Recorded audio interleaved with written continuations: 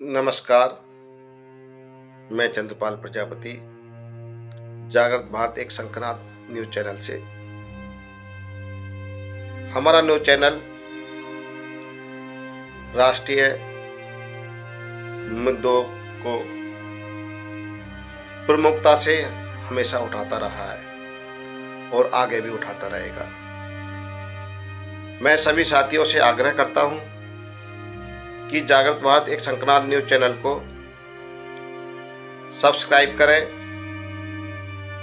और bell icon को दबा दें, जिससे भविष्य में प्रसारित हमारी वीडियो आपको लगातार मिलती रहेगी।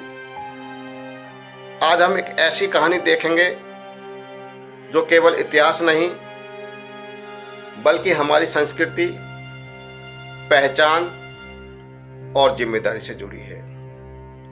15 अगस्त 1947 देश को आजादी मिली, लेकिन साथ में आई विभाजन की त्रासदी। लाखों परिवार बिखर गए, माताएं अपने बच्चों के लिए तड़पती रहीं, बहनों की अस्मिता पर चोट आई। बच्चों की आंखों में डर का अंधेरा था, लेकिन यह केवल अतीत नहीं, विभाजन के बाद से आज तक हमारे देश ने कई चुनौतियों का सामना किया। बाहरी हमले हुए, आंतरिक साजिशें रची गई और सांस्कृतिक दबाव बनाया गया। आइए इस सफर को विस्तार से देखें। 1947 में आजादी मिली, पर देश टुकड़ों में बंट गया। लाखों लोग अपने घर, खेत, दुकान और मंदिर छोड़कर शरणार्थी बने। माताएं, बच्चे सबसे अधिक पीड़ित हुए। विभाजन केवल भूमि का बंटवारा नहीं था, यह संस्कृति और आत्मा का बंटवारा था।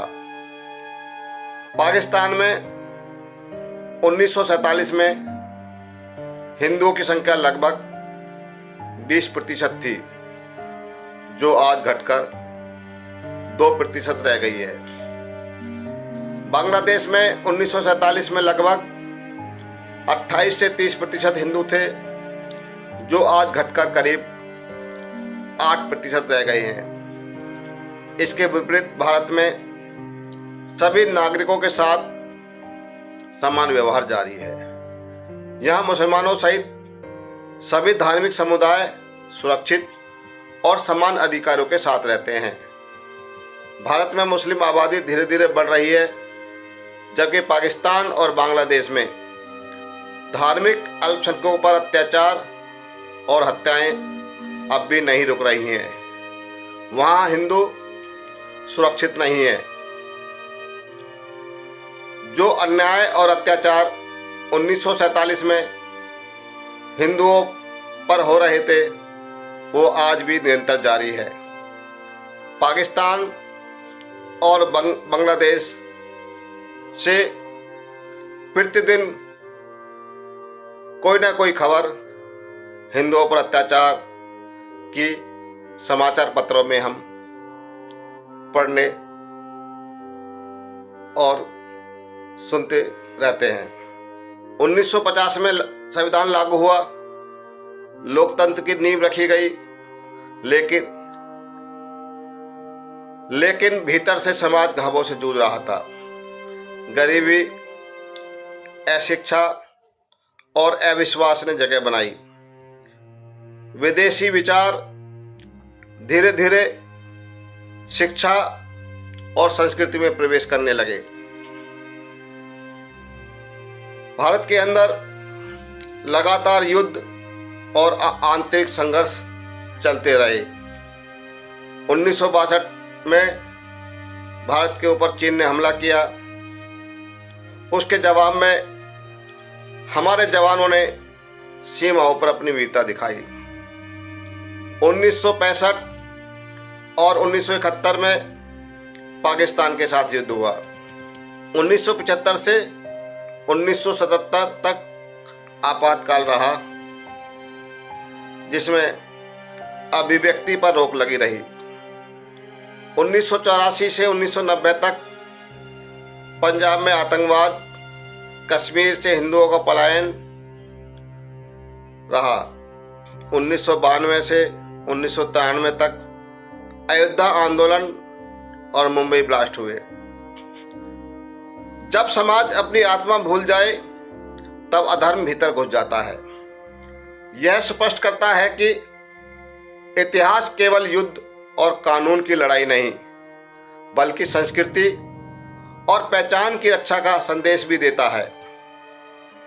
2008 में मालेगांव बम विस्फोट हुआ। निर्दोष हिंदुओं को बदनाम करने का प्रयास किया गया। जांच में स्पष्ट हुआ कि घटना राजनीतिक साजिश का हिस्सा थी। यह एक सुनियोजित प्रयास था ताकि हिंदुओं को बदनाम किया जा सके। आज की लड़ाई केवल हथियारों की लड़ाई नहीं है, यह संस्कृति और विचारों की लड़ाई है। महाभारत में अर्जुन युद्ध के मैदान में संकोच कर रहे थे। श्री कृष्ण ने कहा, धर्म की रक्षा के लिए संकोच मत करो। अगर अन्याय बढ़े और धर्म खतरे में हो तो उठो और अपनी शक्ति दिखाओ। आज भी यह संदेश प्रासंगिक है। डर को त्यागो, अपने कर्तव्य को पहचानो, धर्म, संस्कृति और राष्ट्र की रक्षा करो। श्री कृष्ण कहते हैं, यदि अन्याय करने वाला तुम्हारा अपना भी हो तो उसका विरोध ही धर्म है। यदि समाज में असत्य का राज हो तो सत्य का जयघोष करना जीवन का उद्देश्य है। आज हमारी लड़ाई केवल हथियारों की नहीं है, यह विचारों और संस्कृति की लड़ाई है। शिक्षा में विदेशी सोच, राजनीतिक साजिशों के माध्यम से भ्रम फैलाना, युवाओं में पहचान और गौरव की कमी। भारत में मुसलमानों के साथ बराबरी और सम्मान का व्यवहार जारी है। इसका प्रमाण यह है कि सभी धार्मिक समुदाय अपने अधिकारों के साथ सुरक्षित हैं। इसके विपरीत पाकिस्तान और बांग्लादेश में अल्पसंख्यकों पर अत्याचार और हत्याएं अब भी नहीं रुक रही हैं। शत्रु अब हमेशा सीमाओं पर खड़ा नहीं, वे हमारे बीच है। श्री कृष्ण कहते हैं, जब जब धर्म की हानि होगी और अधर्म बढ़ेगा तब तब मैं अवतार लूंगा। हमें जागरूक रहना है और धर्म, संस्कृति और समाज की रक्षा करनी है। 1947 से 2025 तक का सफर केवल इतिहास नहीं, यह हमारी पीड़ा और जिम्मेदारी की कहानी है। बच्चों को केवल डिग्री नहीं, संस्कार दें। गांव और शहर में विद्या मंदिर और संस्कार केंद्र बनाएं। राजनीतिक, सामाजिक और सांस्कृतिक स्तर पर धर्म और संस्कृति की रक्षा करें और भ्रम के सामने झुकना नहीं है। आओ श्री कृष्ण के संदेशों के अनुसार संकल्प लें, चाहे कितनी भी कठिनाई क्यों न हो, हम धर्म, संस्कृति और मातृभूमि की रक्षा के लिए तैयार रहेंगे। यह भूमि हमारी माँ है, हमारी रक्षा ही हमारा धर्म है। यह भूमि हमारी माँ है, इसकी रक्षा ही हमारा धर्म है। वंदे भारत, वंदे मातरम।